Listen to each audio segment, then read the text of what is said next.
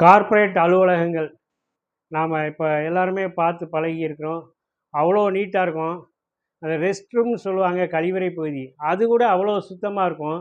ஏன்னா, அந்த கார்ப்பரேட் அலுவலகங்களின் அந்த அருமையான அழகியலான உள்கட்டமைப்பு தான் வந்துட்டு அவங்களோட பிஸ்னஸில் அதுவும் ஒரு இது.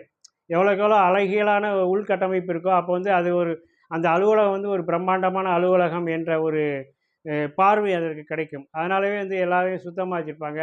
ஆனால் அதற்குள்ளேயும் ஒரு குப்பை இருக்கிறது. அது என்ன குப்பை என்பதை இதோ என்னுடைய அம்மாவின் கட்டைப்பை என்ற கவிதை தொகுப்பிலிருந்து இப்போது நீங்கள் காணலாம்.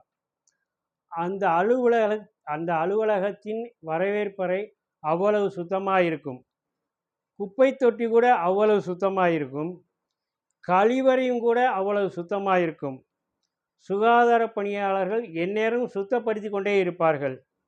எப்போதாவது சுத்தம் செய்யாமல் விட்டுவிட்டால் சூப்பர்வைசர் அசிங்கமாக கொட்டி விடுவார் அவர் வாயில் இருக்கும் குப்பையை. இப்போ வந்து பார்த்தீங்கன்னு வச்சுக்கோங்களேன், நீங்கள் குப்பைங்கிறது என்னமோ வந்து அங்கே தூசி தப்பட்ட ஒரு பேப்பர் அந்த மாதிரியான குப்பைகள் மட்டுமே குப்பைன்னு இல்லை. ஒருவர் வாயிலிருந்து அநாகரிகமான வார்த்தைகள் சொற்கள் வந்தாலும் வந்துட்டு அதுவும் ஒரு குப்பை தான்.